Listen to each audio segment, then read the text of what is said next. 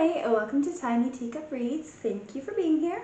Today I have another quick book review for you, this time for The Wedding People by Alison Espach. This book was published in 2024, so a very recent one, and it is just under 400 pages long. I got this book on Kindle a few weeks back, but I've been saving it for my vacation to Norway over the Easter break. And I read it on my way there, so on the train to the airport, at the airport, and in the plane, and it kept my attention the whole time. The main character is Phoebe, who has just arrived at a fancy hotel, and it turns out that every other guest there is a guest at a wedding that is about to take place at the end of the week. Phoebe, however, is here because she's had a bit of an emotional breakdown, and she has nothing with her except the dress that she is wearing and a bottle of her cat's painkillers. When she meets the bride in the elevator and tells her what she is there to do, the bride is understandably very upset and tries to talk her out of her plan. I have to say, while I did enjoy the whole thing, I do think the first half was significantly better than the second half. The first half deals very much with mental health and how Phoebe has arrived at the place that she is at now. It has some really great thoughts on depression and how isolating it is, and about how difficult it is to try to keep pretending that everything is okay and that you inevitably will reach a point where you can no longer pretend. Phoebe and the bride Lila become unlikely friends in the first half, even though they don't really get along that well and they are two very different people, but I really enjoyed seeing the dynamic of these two interacting. But then the second half of the book became pretty cliche and predictable.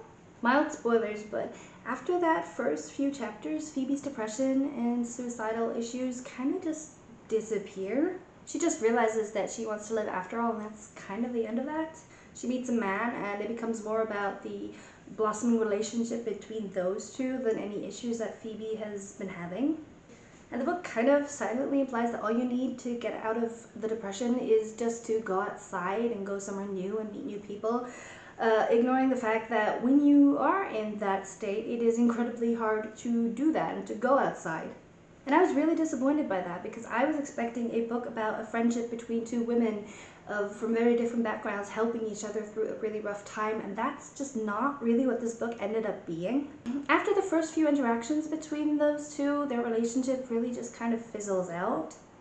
Lila, the bride, goes back to just being a very superficial person who pretty much only cares about having the perfect wedding, which was frustrating because we got these really cool glimpses into her character throughout the beginning of the book, that there's more to it than just that, and it just didn't really go anywhere with that.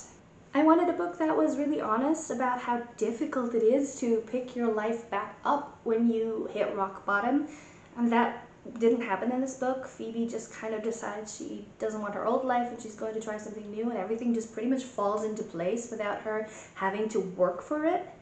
And I think that really does a disservice to how difficult it is and how much strength it takes to pick yourself back up when you fall down. So instead of delving into those topics, which would have been really interesting to read about, it pretty much just focused on the burgeoning relationship with her and this guy that she meets, and became kind of a very generic chick lit kind of book. And don't get me wrong, I don't mind a well-written romance, but that's not what I picked this book up for.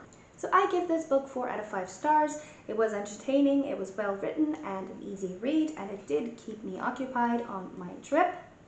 But I think it was definitely missing that extra special something that makes a book really stick out for me and makes me think about it long after I've finished reading. I think if you know what you're getting yourself into with this book and pick it up just as a cute contemporary romance chick lit book, you'll probably enjoy it, but I wanted more and I was a little bit disappointed. But what about you? Have you read this book? Did you enjoy it? Do you agree with what I think, or do you disagree? Please let me know in the comments because I'm really curious to see what you think. That's it from me. Thank you so much for watching this quick review. I hope you have a wonderful day, and I hope that I will see you in the next video. Bye!